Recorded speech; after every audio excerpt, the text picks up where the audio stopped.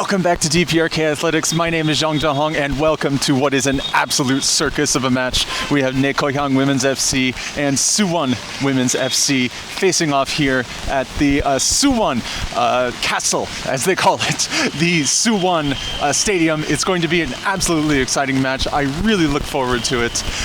We've followed Naekohyang all the way from Laos to Myanmar, back to Laos again, and now we are finally in the ROK for the first match a DPRK team has played here in about 8 years, since before COVID, since the times of unification. Now we are here in a time of separation, but this game has a lot of meaning for peace and everything related to peace. So I'm really excited about that aspect, and of course I'm here to cheer on the Naekohyang women's team. Now, it's a long journey to get here from Suwon, and there was a match earlier in the day, so I will throw it back to myself at Seoul Station, where I will give an introduction and you will see what it took to get here. But if you want to just see the match, go ahead and skip ahead forward further into the video, and you can start there. And welcome out to Seoul Station. We are here today to go on down to Suwon for the match between, firstly, Melbourne City FC and Tokyo Verde Pelesa, the semi-final of the AFC Women's Champions League, as well as the final, which will feature Naekohyang taking on Suwon Women's FC.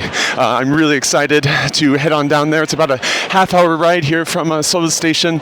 A variety of trains available, and here at Seoul Station everything is really super modern. There's a lot of telecommunications going on, so if you have Bluetooth headphones, they'll cut out a lot. There's just so much going on in here.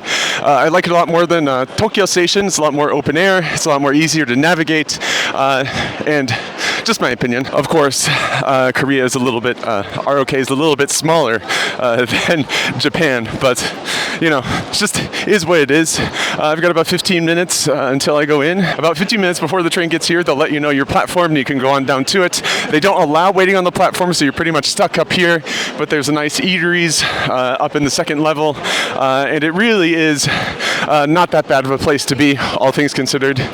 Generally have places to sit and things like that, although, you know, it's very hustle and bustle in here. And so there's generally about 3 classes of train that I know of here. There's the KTX, which only goes to Suwon 3 times a day just because it's so close. There's really no need for it. There's the ITX Maum and the Seoul, which are generally about the same quality of train, not so old, not so rickety. But then there's a slow train called the Mugunghwa, which goes only to certain smaller cities and goes really slowly. So you can also go there with the subway. Oddly enough, the Seoul subway connects there, but I don't really want to be standing on a subway train for about an hour and a half. There's also buses, and you know, there's not really a flight. It wouldn't really make sense. But yeah, so I'm going with the standard train. No first class or anything, just kind of a standard ticket, but it's the middle of the day, so it really should not be too busy. Anyway, let's head on down. So welcome to Suwon. Suwon에 환영합니다. We finally made it. We're heading off to the stadium. It's a rainy day, so it's going to be a difficult walk, but it's about an hour and 10 minutes to the stadium. Kickoff's about 90 minutes from now, so we've got about a 20-minute cushion. Should get there right on time. And you know, there's a bus that you could take for 30 minutes, but I can't bear to get on any other transport right now.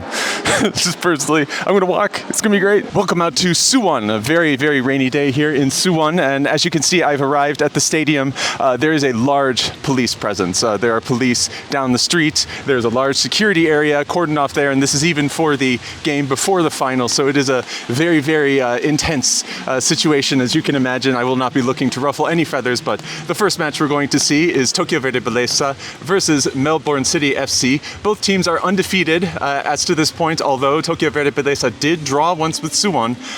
They are both looking to be the stronger team heading into the final. I estimate there will be at least 1,000 fans here somewhat, but really it's just more of a preliminary to the next game, which has a lot more significance for the local people. We'll see how many fans traveled. Tokyo Verde Pelesa is not that far from Suwon, so it is possible that they did travel here. Anyway, let's go inside, and from now on it's going to be mobile only. All right, we are set for the match to start. I'm here in my seat. There's about, I don't know, a couple thousand people here. Not many people on the other end. I've got maybe about 100 maximum Tokyo fans. I don't see any Melbourne fans specifically, maybe about 20. So it should be, you know, it's kind of intense. There were a lot of people who bought tickets on site. A lot of older people, I believe, were off work because it's midday on a weekday. and there's people kind of filing into the seats as we speak, waiting until the last second because there is no awning. There is nothing. We are going to be sitting in cold, freezing rain the entire time.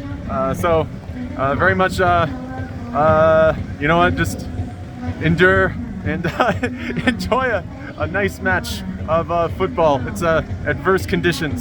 Well, I mean, what can I say? You cannot use these seats for whatever reason. See you after the first half. Well, that was a hell of a first half. Tokyo Verde Belleza went to a 2-0 lead in the first 10 minutes. And so it really looked like they were the team to beat. But after that, you saw that Melbourne City FC definitely had some teeth to them. They were able to score another goal. I think about 30 minutes in. It was kind of it was a shaky goal, but it was still a goal. They had to review it, but it was not an offside. They kind of bounced it in, and that kind of made it a whole new ball game, so to speak. So it's a 2-1 score. It's still anyone's game, although I would say that Tokyo Verde Belleza does appear to be a little bit calmer, a little bit more collected, and I would say they have a 60 to 65% chance of winning. Yong math. Going into the second half. It is absolutely miserable out here. The rain has gotten more intense. Most local fans, as you can see, are holding umbrellas and ponchos, so they are doubled up for the match. Meanwhile, the Tokyo Verde Belleza fans, they're absolutely passionate. They're absolutely insane. I don't think any of them have ponchos on. They're just straight up soaked to the bone outside cheering on their team. So I am very, very much in admiration of them. The handful of Melbourne fans, I think someone has a drum out there, but, it wasn't that intense. And, really, both teams are just battling out through hard conditions. I mean, it is about what I would say 18 degrees centigrade right now, maybe 16, 17, so it's really cool with all of this rain, and they're all playing in short sleeves, so you can only imagine, how tough it must be. They're trying probably warming up as much as possible. I myself am not shooting as much footage as I usually am because putting my hands outside of my poncho starts to give me chills, and my sleeves are getting wet, so there's, really not much I can do.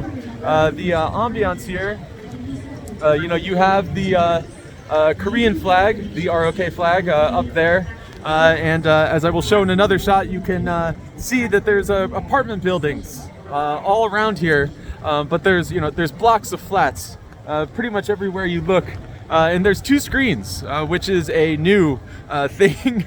For all the other matches, there's only been 1 tiny screen. Now we have 2 medium-sized screens, which I guess is better. It's not ideal, but it's really not so scenic. Suwon is famous for the castle. That's why the Suwon Castle here, that's why they call this kind of the castle, this stadium. Anyway, I'm just going to kind of sit out here, suffer, see the second half, and we will see you after that second half. Also, one different aspect of this match is that Coupang Play is sponsoring it. Coupang Play is kind of like almost a chaebol. They're really big and sponsor. I mean, I know that they do video on demand and things like that, but it's a much bigger sponsor than what I'm used to seeing. I guess it kind of shows the importance of the match, but all the other ads are pretty much the same. It's mostly Middle East and Chinese advertisements for various things like visit Saudi Arabia, Neon City, alcohol-free beer, and Chinese sporting goods. So yeah, it's like that. Well, I am so glad that's over. Tokyo won 3-1. Let's go and get dry somewhere. So that was a really, really tough second half. It was just because it was just so cold. No break from the cold, no break from the rain, just constant. But Tokyo Verde Belleza was able to secure the victory, 3-1. Congratulations to them. They're hardy fans. They went out to congratulate the fans that they got another goal. I think maybe about 10 to 20 minutes before the match ended, and that kind of was all she wrote. The Melbourne City players were being a little bit aggressive. They got a yellow card, kind of bumping the goalie, but really just an overall amazing performance from Tokyo Verde. They look to be a very strong opponent to beat in the final, so I very much look forward to that final. But yeah, beyond that, I mean, it was just really, really tough conditions. I was shivering. I was so cold. And so we've got about 2 hours before I'm supposed to meet with Kim Kyung-sung. Now, I will tell you that the tickets for this match all sold out very quickly. There was almost no notice as to when the tickets were going to be sold. It just came all of a sudden, and then they were just instantly sold out because they're all only like 10,000 won, or basically like 750 USD. It was like €7, something like that. So very, very cheap. Everybody sold it out. It's all over the news. It was impossible to get a seat, but Kim Kyung-sung, I interviewed for this channel about 2 months ago, and I went to, and who invited me to his briefing at the National Assembly, talking about how they're trying to hold a match in Wonsan. He represents the North-South Intersports Korean Exchange Association. He was able to, through the government, arrange for 100 seats, and so he graciously invited me out of the blue to come with his organization. So they're going to have cheering sticks and earmuffs, I believe, representing his organization. So I don't know if I'm going to bust out the Naekohyang gear. Obviously, I don't have any flag. I don't have any sort of emblems of the DPRK states, because that is highly illegal here, and if I did, I would get arrested, and I am not looking to spend the night in a jail in the ROK or get extradited from the country. That is absolutely last on my list of wants. So instead of that, we are simply going to be going into the match just kind of as part of his organization, respect that he got us the ticket, and kind of do what he wants. I did bring the flag and the scarf with me. I think I might have the towel over my neck. I don't know if I'll display the flag, but just kind of a subtle acknowledgement to the fact that we've been following Naekohyang since the beginning. We've followed them since they were facing Laos and Bhutan, in the lower tiers of this competition. So really, and so I was lucky enough to get a seat at the chicken place right across the street from the stadium. I assume it's going to, almost all the seats are almost already taken, so hopefully they'll let me sit here until the start of the match. Maybe if I keep ordering, it won't matter. I got myself a beer to warm up because these conditions are just so tough. This is cast beer. It's not my favorite. ROK beer is not very good, but you know what? It's going to come with some delicious chicken, some delicious fried potato wedges, so I'm looking forward to that. And so, we have a nice view of the stadium and all the goings-on here, so we will get to see if there are any developments. I'm hoping for a Naekohyang victory, first and foremost. Secondly, I'm hoping for a safe environment, no bad incidents, no protests, nothing crazy. I just want a nice, smooth victory for our team going on to the final, and for me to get home safely tonight. Those are the two things that I'm hoping for. But anyway, as the meal comes, I'll give you an update. So the chicken came out, and one thing about Korea is that it's really hard to eat alone. You can't order one portion of anything, so I had to order like 2 portions of chicken. Probably just end up taking the other half home, but yeah, it looks like to be absolutely delicious. We have basically fried, this is yangnyeom, they call it yangnyeom chicken. I don't know what you would call it in English, just chicken with sauce on it. Yeah. It's really sweet, it's really hot, and it goes great with beer and radish. Oh, and here comes fries. Oh man, I think the lady just seriously told me that I'm supposed to stick my fries in the ketchup. She said you're supposed to stick it in, and I don't know in what world somebody would live to the age of 35 and not know what to do with your fries. I'm sorry. That's just funny. Yeah, but I'm at this place called Chuok chicken, which basically means like a nice memory chicken. Like a memory you really savor of the chicken. Basically kind of like old school, But it comes with these fries. Oh man, they're so fresh. So crisp. Not like a great one I ever had, but on a cold day, oh man, it was really hitting the spot. And of course, you dip them in ketchup, as the lady so kindly told me. Oh yeah. You pair that with a little bit of pickled radish, called mu here, and a little bit of this lettuce with ketchup. It's a good meal. Way too much for one person. If you ever 2 or more, I suggest coming, but I just really wanted to rent a table so I could chill out here before the match. Anyway, this meal gets a solid 8. I think you really can't go wrong with Korean chicken. Doesn't really blow my socks off, but it is an upper tier experience, especially on a cold day. So if you're ever in the neighborhood, come on down to Chuok Chicken. Anyway, we will see you right before the match. So we are about an hour and 20 minutes before the start of the match. 20 minutes later, right in front of the ticket stand over there, I should be getting my tickets from the North-South Inter-Korean Sports Exchange Association, and Kim Kyung-sung, their president, chairman. I am really looking forward to getting to see the match, and yeah, just the excitement's in the air, and there's lots of honking, and it's looking to be quite the crazy event, so really look forward to it.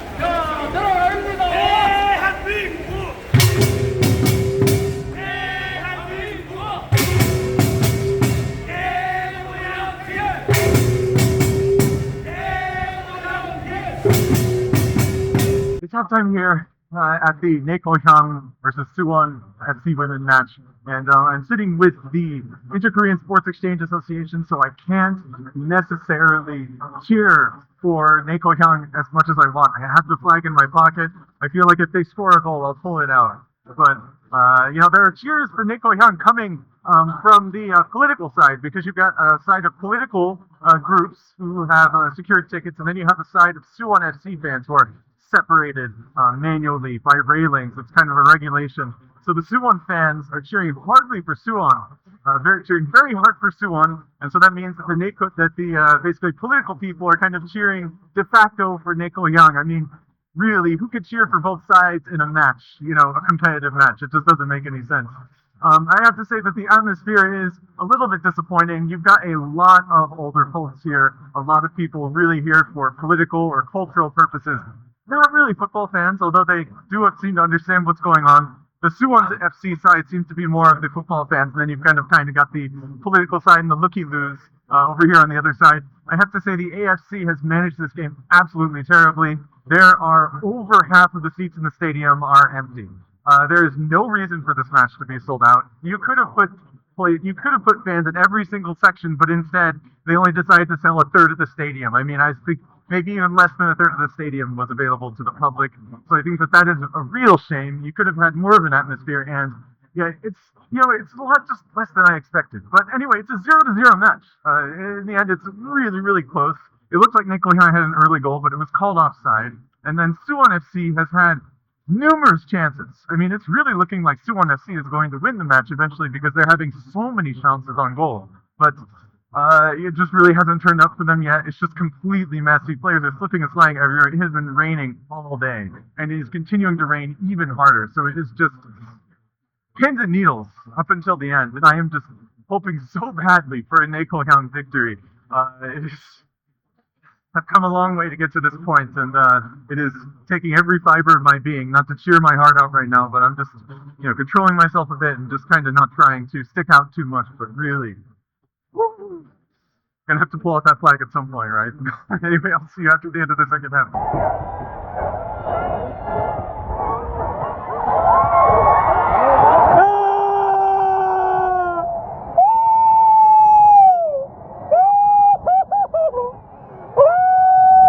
So we're gonna have to end the vlog here in the train. My microphone's broken. It's just everything is totally soaked. That was a really exciting second half. I really have to hand it to the Hyung team. They really fought through the rain, and up until the very end gave it the absolute best they possibly could. It really was a fantastic effort. They even avoided a penalty at the very end. They completely reversed a 1-0 deficit to make it a 2-1 win, and it was amazing. In the second half, I noticed that some of the people who were in the cheering delegation for the Inter-Korean Sports Exchange Association actually had Hyung flags, so I busted mine out as well, and we all started really cheering loudly for Hyung. That was incredible. It was nice to be there with other people cheering on the same team. Although I will have to say that a great deal of the fans that were there did end up just leaving after the first half, because you're talking about people who are in their 60s, 70s, and 80s, and they simply could not endure the conditions that were there. I mean, it was really terrible organization from the AFC. The match was sold out, but UCL only had about 6,000 fans. I mean, it's ridiculous. And I think what's really disappointing about this for me personally is that when I saw, a sold out crowds in Australia for some of the biggest women's football matches ever, it really felt like it was because there was a lot of interest in women's football, like growing in the country, and a lot of passion. Whereas here, it just felt like a whole bunch of people were trying to make a political statement. I mean, it was a whole bunch of older people, a whole bunch of political organizations, a whole bunch of foreigners, and, of course, the Suwon FC fans who numbered in about 1 or 2,000. So people say that this is really significant for inter-Korean relations, and they're full of what. It's really not a breakthrough in any way that I would just judge it to be. I really think that this is just more so an acknowledgement that if the DPRK is dragged kicking and screaming to the ROK simply to play a match, they're going to do it. I mean, you could tell that the players, they didn't acknowledge any of the fans. You saw them walking, you see in the press the images of them walking through the airport, the images of them walking to the stadium, and they are just beelining towards the locker room or the bus or wherever they need to be. You can tell that they're terrified, because if they acknowledge the people here in any way, then they're going to get punished in one way or another. And so that is just, really hard sight to see. You could tell it was all about nationalism for them. As soon as they won, they pulled out the national flag and took a picture with it on the pitch. The political organizations, interestingly enough, they all had their flags were taken. I mean, they tried to put up banners and things, and the banners were immediately taken down. It's the same story at every single AFC event. And what drove me absolutely nuts is I'm like, if all of these organizations went with the Ministry of Unification and got official permission to sit here, why wouldn't they have gotten communication from the AFC about what they were allowed to display and what they weren't allowed to display? Absolutely ridiculous. I mean, you go through all of this administrative communication, you can't even communicate the basic conditions for how you're supposed to cheer, how you're allowed to cheer. It was just unbelievable. We saw the same thing in Australia with the Minju Pyeongtong organization down there with the matches in Sydney. I mean, it's just ridiculous. And so you kind of got these people reduced to just kind of cheering, but not really being able to hold anything. And even the people who were cheering for Nick Ho-young, I mean, are they going to care about the next match? Did they care about the match before this? It really was just a whole circus. It was a shit show, for lack of a better term. With all the rain and the terrible conditions that were there, despite an amazing performance from my team, I'm so glad that they won. It really could have been handled so much better. And I'd rather be in China right now. I'd rather be in Japan. I'd even rather be in Melbourne, Australia. I would rather have it be anywhere but Suwon. There's so much security. There's so much pressure on these players.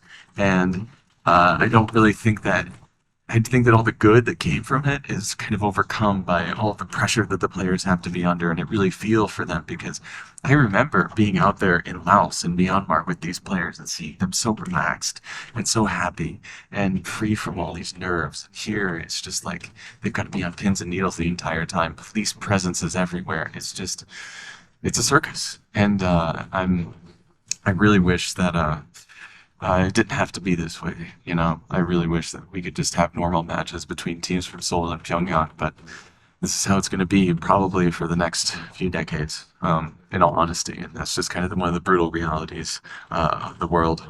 But, that's life.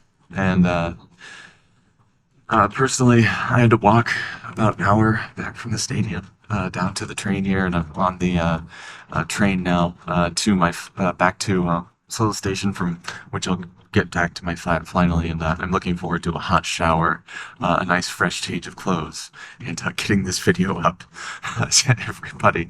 And I have to say, the environment for me personally was really, really annoying. I would say that the reason for that is you have all of these I just like Koreans are so xenophobic when it comes to greeting anybody who is not of their ethnicity. I was just in Okinawa in Japan, and it shocked me. I mean, you still have the occasional person who would just talk to you in English no matter what, right? But I speak only very basic Japanese, and they were still so courteous about speaking their language and kind of having a sense of cultural pride. Whereas here in Korea, it really feels like, I mean, I just got shouted at in baby English so often Excuse me, where are you from? Excuse me. that it really started to get on my nerves. And all these people trying to, like, oh, can I get a picture? Oh, can I, have an interview? And, or just, oh, where are you from? Where are you from? Like, just like, leave me alone. I'm trying to watch the match. The tension is fine, but it's like, it's constant. These same questions. Hello, hello. Where are you from? Where are you from? Thank you, thank you. Picture, picture. It's just the same thing over and over again. And it's enough to drive somebody insane. Because, I could talk to them if, they gave me the light of day. And I responded to them in Korean, they responded in English. It's really frustrating. And I'm just glad it's over. And I hope that the final, not a lot of people come so that I can just kind of have a relaxing viewing of my team go up against Tokyo. Because if it's going to be like this again, it's going to be no fun for me. But you know what? For Neko Hyung, I'll do anything. I feel a real connection with this team. I've followed them the whole way, and we'll definitely be here for the final and hopefully a brighter, sunnier day. And I hate to leave this on a negative note. But at the end of the day, I'm getting home. I didn't get arrested. I got to cheer on my team, and that's really all there is to it. So, as one of my favorite practical vloggers used to say, "We'll see you next time for the next adventures." Ciao, guys. 안녕히 계십시오. 여기는 새마을 기차입니다. 안녕히 계십시오. 여기는 새마을 기차입니다.